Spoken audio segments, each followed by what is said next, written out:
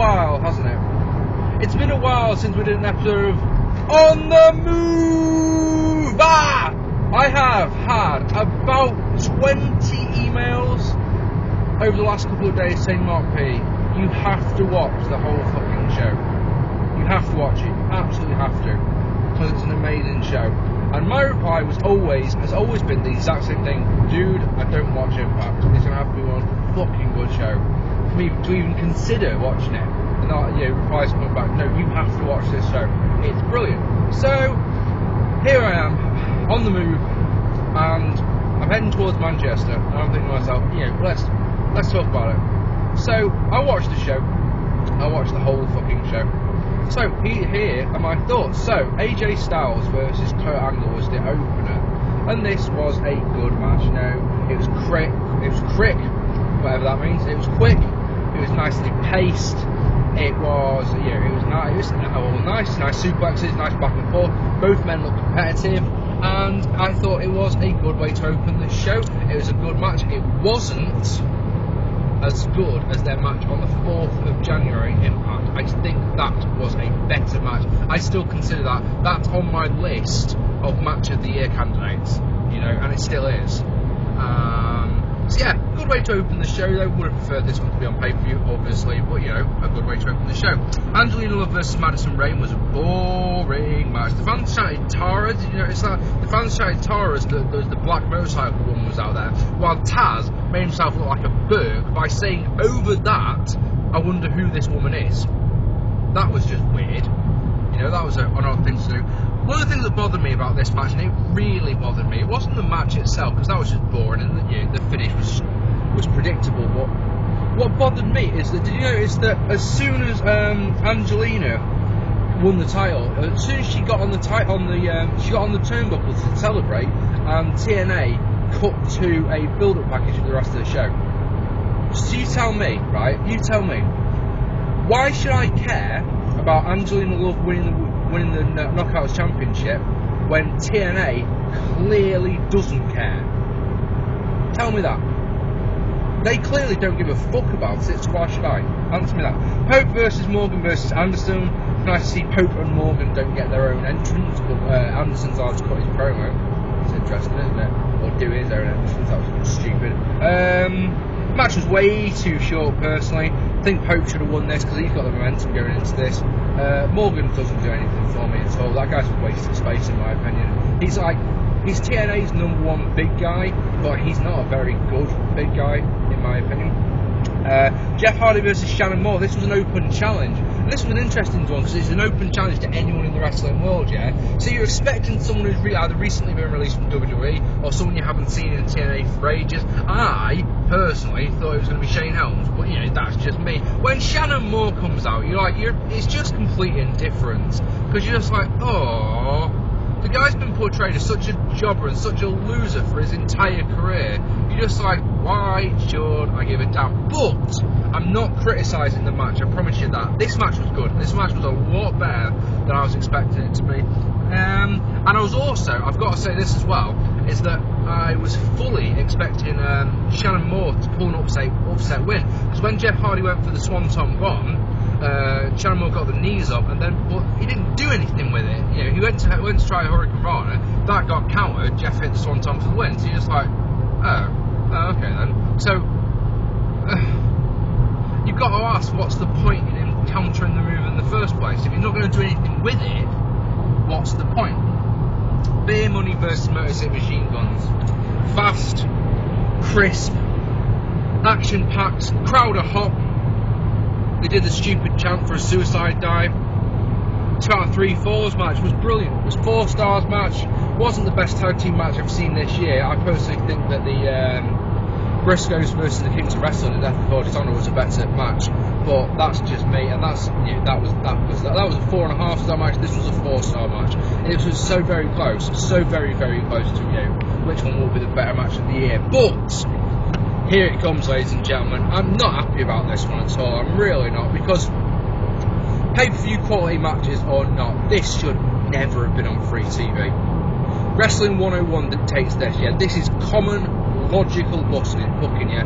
Wrestling 101, you do matches 1 to 4 of a 5-match series, yeah. You do those 4 matches on free television, right? Each one should be better than the last. Each one builds in excitement, tension and action. Each one, like I say, is better than the last. So the time you get to match 4, you know, of course, because okay, this is how it always works. When it's match 4, that each team is on 2-2. They've got 2 victories over the other, so of course there's going to be the deciding one, and that's going to be on pay-per-view, and you get your announce team to shill the fuck out of that match. You can say things like, look, come on, this has been an amazing series, and you need to watch it. You can't afford to miss this show, to miss this pay-per-view. If you miss this pay-per-view, you're missing out, you know? You can't afford to miss this show. To put all these matches on Impact, and all of them I've been told have been good, yeah, each one's had a stipulation, it must be pointed out, right? But then, which is fucking ridiculous if you ask me. What's wrong with just doing a standard tag match? But yeah, what have you got? Yeah, but to do the 2 out of 3 falls match, this match should happen at the next pay-per-view. Hell, this match should have taken place at Bound for Glory. You know, they should have built it up longer. This is the problem with Hardcore Justice. It's thrown up things like this, which meant, you know, at the end of the day, a match that TNA could have made money off, they're not. You know, what was the buy rate? The rating for their shows are 1.15, so it hasn't done anything particularly for the ratings. You know, it hasn't really done anything at all for it. And like I say, I reckon that the way that this feud has gone and what I've been told about this feud, because obviously I haven't watched Impact for weeks and weeks and weeks, you know. I may have watched the last 2 pay-per-views, but I haven't watched their Impacts. They just don't interest me. But I've been told enough times that this match series has been really, really good. So like I say, you've got a feud that people would have paid to see, in my opinion, and they've thrown it away. Once again, TNA proving that they don't have the business sense. You know, it's bad enough that they don't fucking charge people to get into their arenas, to get into their shows, but to give away matches like this on free TV isn't a good sense, in my opinion. RVD versus Abyss. The crowd, you know, they had a lot to live up to with this one, because that last match has been so good. You know, I was pleasantly surprised. This was a fun match.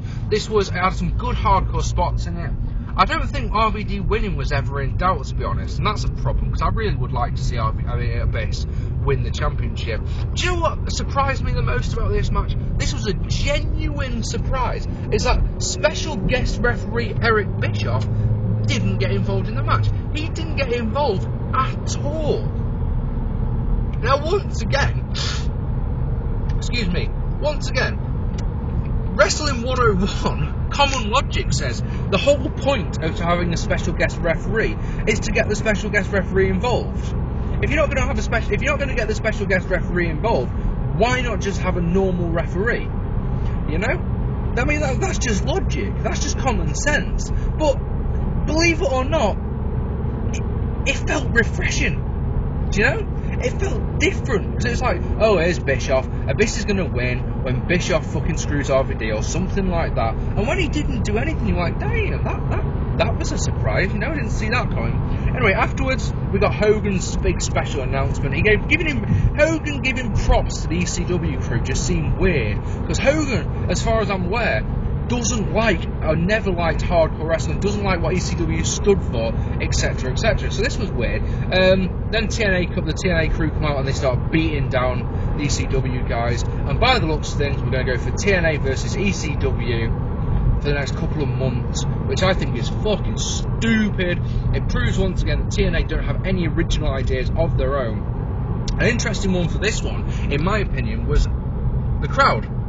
And I'll tell you why. I'll tell you exactly why. And that is when they're in the NXT or Nexus, as they became, when they destroyed the main event on Raw, the crowd were stunned. They were literally stunned into silence, right? What did the TNA fans do? What do you think they did? They chatted, "This is awesome." And to me, that completely spoiled the mood of this. The thing is, I understand why the TNA guys are doing it. The actual story of it makes sense, believe it or not. God, TNA booking actually making sense. You know, you've got the TNA crew are pissed off with ECW guys for taking their pay-per-view time, for taking their spots. You know, I understand that. That makes sense. know, it does. It really, genuinely does make sense. But the crowd spoiled this. They really did. The crowd should have been in stunned silence, just like they were. I mean, I've only watched the only thing I've seen of the Nexus have been on pay-per-view and that first night. I'm not interested in watching Raw. I don't watch it. It doesn't interest me in the slightest. That night, like I say, the crowd was stunned, and you know, that was how it should be done. The other thing I wanted to talk about quickly in this video is, of course, yesterday I got a text message in the afternoon saying that Cade had been found dead. And I was disappointed. Do you know why I was disappointed? I was disappointed with myself. Do you think, as wrestling fans, we've become too blasé about death? About the deaths of the people that we look up to, the people we respect, and the people we admire, and the people we watch week in, week out? We watch these people grow. But when a guy dies, age 29, a year older than me, and you're like, damn. But my reaction was just, another one. You know? Isn't that awful? I feel bad about it. And the worst part is, you then find out that apparently he's died of heart failure. A normal, healthy young man doesn't drop dead of heart failure age 29. So what's the logical conclusion? It must have been drugs. Now, this guy had a history of drug problems, so you're like, oh. It's hard to feel sympathy. It's really, really hard to feel sympathy for a guy who, at the end of the day, brought it on himself. Did you not? You know, if it was a natural cause, I literally will retract that statement. I'll probably even pull this vid down. But if it's a drugs thing, then, you know, you're just like, oh, god damn it. You know? Anyway. Yeah, I think we as wrestling fans are far too blasé about wrestlers' deaths these days. There are very few that even shock you. You go, oh, that's a shame, too young, rest in peace. You go through the motions and that. But, I mean, God, I remember when Eddie Guerrero died, I cried my eyes out. I'm sure some of you saw when Chris Benoit died. I didn't know what to say. I just fished at the camera, just like, and just sort of blurted out, I've just found out Chris Benoit's died, sort of thing. Yeah? But it's, my God, it's so many. If it was any other sport, you just wouldn't understand it. If it was professional football, if it was soccer, you know, you'd be just like, how are so many fucking athletes dying? But because it's wrestling, the general public just don't give a fuck, you know? It's very, very strange. Anyway, I'm off to Manchester. I've been Mark P. I hope you've enjoyed this video. Let me know if you think On the Move should return. Bye.